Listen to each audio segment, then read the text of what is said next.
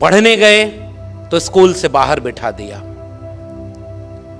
उनके शिक्षक ने उनसे जाति पूछ करके भेदभाव किया।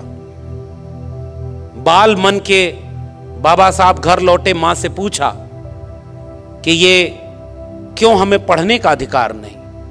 मां ने कहा क्योंकि हम उनके नीची जाति में आते हैं। बच्चे ने पूछा कि ये कहां लिखा, कैसे पता कि हम किस जाति में आते हैं। मां ने कहा किसी किताब में लिखा है कि हम सब छोटी जाति, नीची जाति से आते हैं। और बच्चे ने कहा कि मां किताब में तो गलत भी लिखा हो सकता है, मुझे मौका मिलेगा तो मैं उस किताब को बदल दूंगा और ऐसी किताब लिखूंगा जिसमें इंसान इंसान बराबर होंगे, कोई छोटा या बड़ा नहीं होगा। और उस किताब का नाम है भारत का संविधान। इसलिए हम अपने पुरखे को याद करते हैं, इसलिए हम उन्हें याद करते हैं कि जिसे पढ़ने से बाहर बिठाया उसने 32 डिग्रियां हासिल कर ली, विदेश में पढ़ाई की, 4-4 पीएचडी की डिग्री। अभी हमारे संबोधन में, हमारे परिचय में आदरणीय जो बोल रहे थे कि मेरे नाम के आगे डॉक्टर पहले लगा हुआ है, तो जब मेरे नाम के पहले डॉक्टर लगा सर, तो गांव में गया तो लोग अपना सर दर्द का इलाज की दवा पूछने लगे थे। तो हमने कहा देखो भाई, इस शारीरिक बीमारी के इलाज की दवा का डॉक्टर तो दूसरा है, हम तो समाज की बीमारी की इलाज की दवा करने के लिए काम कर रहे हैं। इसलिए हम डॉक्टर इन फिलॉसफी हैं, हम समाज के बीमारी को ठीक करने की कोशिश करते हैं। इसलिए हमारा प्रोफेशन भी शिक्षक का है। इसलिए मैं कोट करना चाहता हूं, हमारे पुरखे को पढ़ने का मौका नहीं दिया, फिर भी उसने कलम नहीं छोड़ी। 32 डिग्रियां, 4-4 पीएचडी की डिग्री, और एक भी डिग्री फेक डिग्री नहीं थी। इशारे में समझ जाइए, सारी डिग्री ओरिजिनल थी। ये नहीं था कि कोई डिग्री मांगी तो ओरिजिनल डिग्रियां। हुनर और काबिलियत ऐसी कि उन्होंने अपने हुनर और काबिलियत से, जब भारत का संविधान बनने की प्रक्रिया शुरू हुई और चुना जा रहा था, तो बहुत सारे लोग ये बात समझते हैं कि एहसान कर दिया किसी ने बाबा साहब डॉक्टर भीमराव अंबेडकर को संविधान की प्रारूप समिति का अध्यक्ष बनाकर। मगर हकीकत यह है कि उस वक्त पूरे मुल्क में उनसे ज्यादा काबिल और हुनरमंद दूसरा कोई था ही नहीं जो संविधान सभा की प्रारूप समिति का अध्यक्ष बनाया जा सके। उतने पढ़े लिखे, उतने हुनरमंद थे। मैं गया हूं उस जगह, गुजरात के सयाजी बाग बड़ोदरा में, पुराने लोग जानते होंगे। बाबा साहब लौट कर आए तो नौकरी करने गए, और नौकरी भी ऑफिसर रैंक के थे, पढ़कर आए थे। अपनी काबिलियत से वो नौकरी जिसका वादा था वो करने गए, चपरासी फाइल फेंक कर दिया करता था, पीने का पानी अलग, और अपमान इतना, जलालत इतनी, रहने का घर नहीं दिया जाति देखकर। और जब इतना सब कुछ हुआ, एक जब बहुत ज्यादा ये अत्याचार बढ़ा, बाबा साहब टूट गए, वापस लौटने के लिए ट्रेन पकड़ने आए, तो वो आज भी वो जगह है संकल्प भूमि, जहां बैठकर वो रोए थे। मैं गया हूं उस जगह पर। बाबा साहब अंबेडकर का इतना अपमान, अगर वो देश छोड़कर भागने वाले होते तो इतनी डिग्रियां थी, विदेश में किसी भी देश में जाते, क्लास 1 की नौकरी होती, कोई जाति पूछकर भेदभाव नहीं करता, शान से जिंदगी जीते कि ये मुल्क रहने लायक नहीं है। इतना पढ़ लिख कर आए, तब भी ये जातिवाद करते हैं, वो देश छोड़कर चले गए होते। मगर हमारे पुरखों का इतिहास ये है, वो भागने वाले नहीं, वो बदलने वाले थे। वहां उन्होंने संकल्प लिया कि मैं इतना पढ़ के लौटा हूं तो मेरे साथ इतना भेदभाव, मेरे समाज के साथ कितना भेदभाव होगा। वहीं संकल्प लिया कि अब इस मुल्क में रहकर, इस मुल्क की बेहतरी के लिए तब तक चैन से नहीं बैठूंगा जब तक अपने समाज को इस अपमान से मुक्त करने का बीड़ा न उठा लूं। इसलिए उस जगह को संकल्प भूमि के रूप में याद किया जाता है, और उस संकल्प को मैं याद करना चाहता हूं। और उस संकल्प की परिणति थी जो संविधान तक की यात्रा पहुंची। आजाद हुआ भारत तो इस देश में, इसकी आवाज थोड़ी ठीक करा दीजिए, अचानक बढ़ गई। तो जब देश आजाद हुआ तो कोशिश ये की गई कि बाबा साहब को गायब कर दिया जाए। ये हकीकत है इस देश की। बाबा साहब का पूरा लिखा हुआ कब प्रकाशित हुआ? 1980 के आसपास।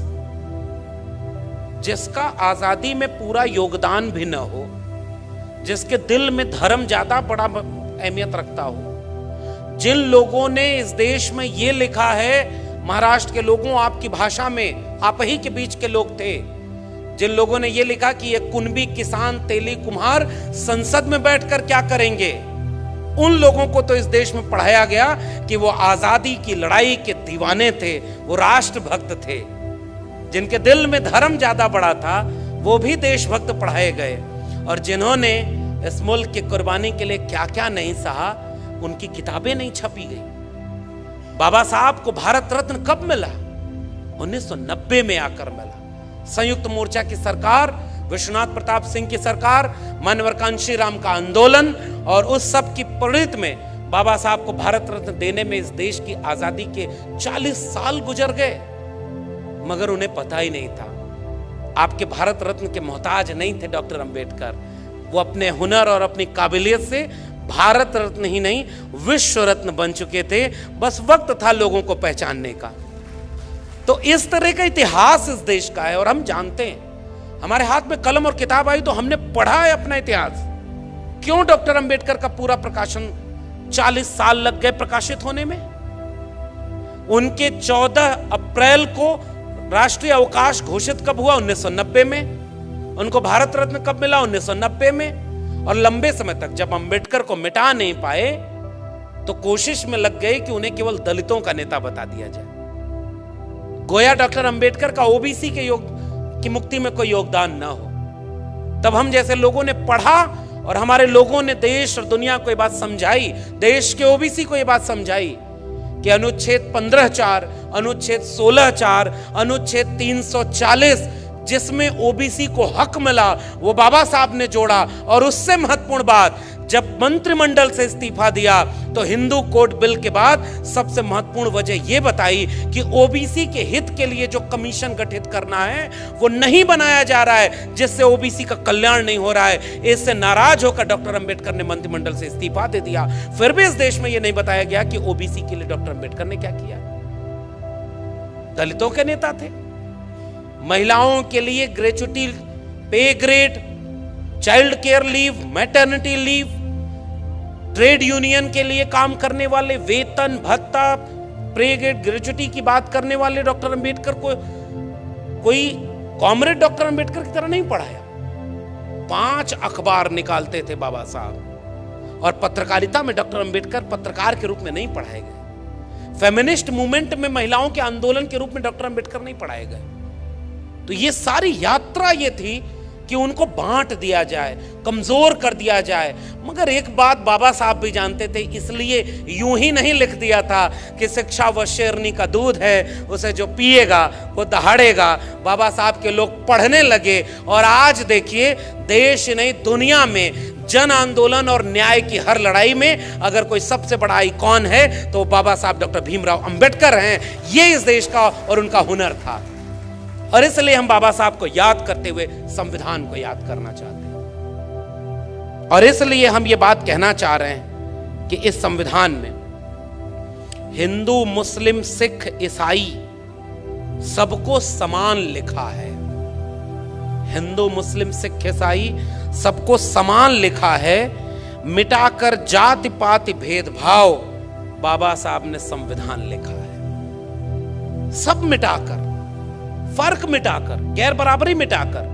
और एक बात और नागपुर से पूरे देश को सुनना और समझना चाहिए। हमारा अगर कोई 100 रुपया चुरा ले, हमारे पिता का अगर अपमान कर दे,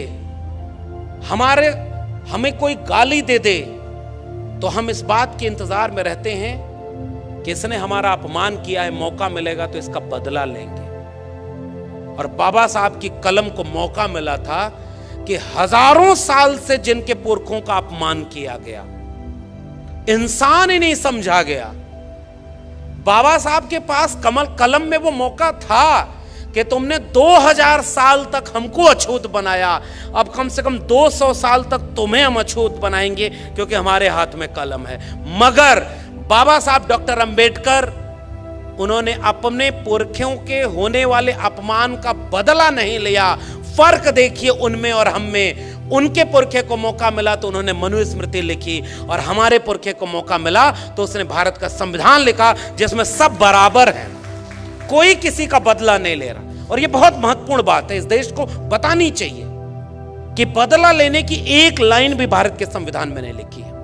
और ये जो प्रस्तावना है, इस प्रस्तावना में भी केंद्र में है तो न्याय का मूल्य है, समता का मूल्य है। और बाबा साहब इसलिए बाबा साहब बन पाए क्योंकि उन्होंने अपने जीवन में 3 गुरु बनाए थे। पहले गुरु तथागत बुद्ध, दूसरे गुरु महात्मा कबीर, और तीसरे गुरु महात्मा ज्योतिराव गोविंदराव फूले। और मैं आज कभी खड़ा होता हूं आज के वक्त में, तो मुझे लगता है कई बार सबको याद करने की बजाय अगर हम अंबेडकर को अपना गुरु बना लें तो हम अपने आप उस पूरी विरासत से जुड़ जाएंगे जिससे डॉक्टर अंबेडकर जुड़े हुए थे। इसलिए हमारा भी कोई राजनीतिक सामाजिक गुरु है तो बाबा साहब डॉक्टर भीमराव अंबेडकर जैसे हैं। तथागत बुद्ध को से मिले नहीं थे डॉक्टर अंबेडकर। महात्मा कबीर 2000 साल पहले तथागत बुद्ध, लगभग 700-800 साल पहले कबीर हुए। मोह को कहां ढूंढे रे बंदे, मैं तो तेरे पास में। ना मैं मंदिर, ना मैं मस्जिद, ना काबे कैलाश में, ना मैं जप में, ना मैं तप में, ना मैं व्रत उपवास में। खोजी हुए तो तुरते मिले हो पल भर की तलाश में। कहें कबीर सुनो भाई साधो, मैं तो हूं विश्वास में। उस पुरखे को मिले नहीं थे बाबा साहब, लेकिन उन्हें अपना गुरु बनाया था। और इवन महात्मा फूले से भी नहीं मिल पाए बाबा साहब डॉक्टर अंबेडकर। 1891 और उसके पहले तारीख आ गई 1888। लेकिन मुझे याद है कि इन तीनों गुरुओं से बिना मिले उन्हें अपना राजनीतिक और सामाजिक गुरु मानते थे बाबा साहब। हम अपना सामाजिक और राजनीतिक गुरु बाबा साहब को मानते हैं। इसलिए इस बात को हम कहना चाहते हैं। और आप यहां से देखिए कि संविधान निर्माण की प्रस्तावना में एक बेहद दिलचस्प काम हुआ। उस दिलचस्प काम को मैं यहां से याद करना चाहता हूं क्योंकि बहुत सम्मानित मंच है, बहुत वैचारिक मंच है। मैं 2-3 नाम पढ़ रहा हूं। संविधान बनने की प्रक्रिया शुरू हुई है। देखिए, संविधान की प्रस्तावना की शुरुआत कहां से की जाए, पहला शब्द क्या हो, इसको लेकर डिबेट शुरू हुई है संविधान सभा में। एक शख्स हैं जिसका नाम है HV कामत। इन्होंने सुझाव दिया कि भारत के संविधान की शुरुआत यानी प्रस्तावना की शुरुआत ईश्वर के नाम पर हम भारत के लोग से होनी चाहिए। यानी सबसे पहला नाम होना चाहिए ईश्वर। दूसरे शख्स हैं संविधान सभा में गोविंद मालवीय। गोविंद मालवीय ने एक संशोधन पेश किया और उस संशोधन प्रस्ताव में लिखा कि परमेश्वर सर्वोच्च प्राणी और ब्रह्मांड के भगवान की दया से भारत का संविधान शुरू होना चाहिए। अगले शख्स का नाम है कोई समथिंग सक्सेना। उन्होंने कहा कि प्रस्तावना में भगवान और गांधी का नाम शामिल होना चाहिए और इसके खिलाफ तर्कों पर विचार किया, जिसमें उन्होंने कहा कि भाई आयरिश संविधान वो अपने शहीदों की याद से और भगवान की स्तुति से शुरू होता है। दुनिया के कई संविधान से शुरू होते हैं। अगले शख्स है गोविंद मालवीय। उनका दृष्टिकोण था कि मैं एक विभाजन चाहता हूं क्योंकि मुझे लगता है कि हम इस देश और इसके लोगों के साथ अन्याय कर रहे हैं और मैं जानना चाहता हूं कि इस विषय पर कौन क्या सोचता है।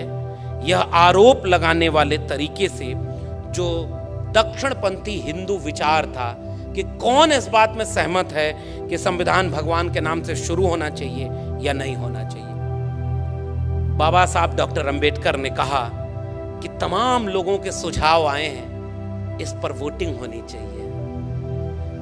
कुछ लोगों ने कहा कि नहीं, भगवान के नाम पर वोटिंग कैसे होगी, तो हाथ उठवाए गए। और यहां से इस देश के नागरिकों को एक बात समझनी होगी, उस हाथ उठवाने में कि भारत का संविधान किसी भगवान के नाम से शुरू हो, 41 यानी 41 लोग इसके समर्थन में थे, 68 लोग इसके खिलाफ वोट देते हैं। और उसके बाद बाबा साहब की चतुराई से ये देश का संविधान किसी भी और नाम के संबोधन से नहीं शुरू हुआ।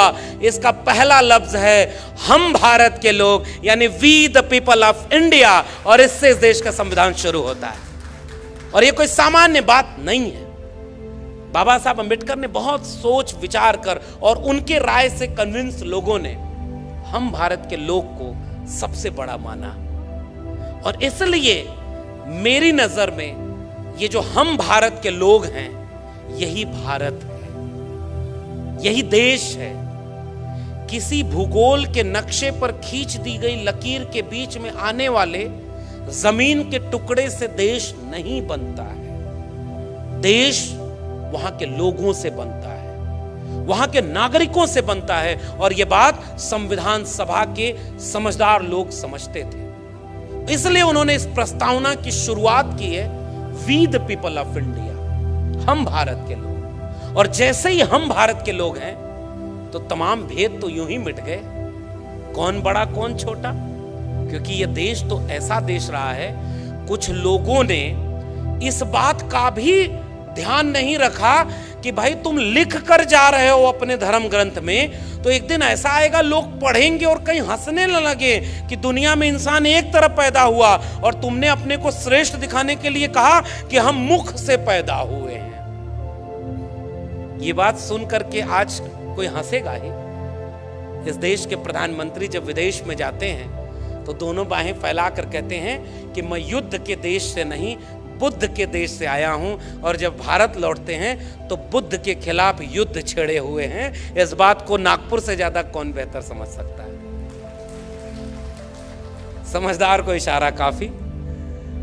तो वो युद्ध जो बुद्ध को याद कर रहे, कहां और देश बदल रहा है, समय बदल रहा है। देखिए, सर्वोच्च न्यायालय में बाबा साहब की मूर्ति लगाने में भी आजादी का अमृत काल आ गया। 75 साल लग गए कि बाबा साहब की मूर्ति वहां पर लगाई जाए, लेकिन वो एक ऐतिहासिक दिन था। आज उस देश में न्याय की सबसे बड़ी संस्था, जिसमें मनु को सबसे बड़ा न्यायाधीश माना था लोगों ने, उसके सीने पर चढ़कर एक बैरिस्टर बाबा साहब अंबेडकर की तस्वीर सर्वोच्च न्यायालय के सामने खड़ी है, जो रात के अंधेरे में भी डराएगी अगर किसी ने अन्याय की कोशिश की भी तो। इसलिए इन तस्वीरों और इन मूर्तियों की अहमियत होती है। हमारा खौफ उनसे पूछो जो हमारे पुरखों की मूर्तियों से भी डर जाते हैं। आज तक इस दुनिया में सबसे ज्यादा मूर्ति बनी तो तथागत बुद्ध की, और सबसे ज्यादा मूर्ति तोड़ी गई तो बाबा साहब अंबेडकर की। ये इस देश की सच्चाई है। और इसलिए हम we the people of India पर बात करने आए। उन्होंने क्या कुछ नहीं सहा था, फिर भी आप देखिए कि सबकी मुक्ति और आजादी की लड़ाई की, आजादी के लिए इस संविधान में सब कुछ लिख दिया।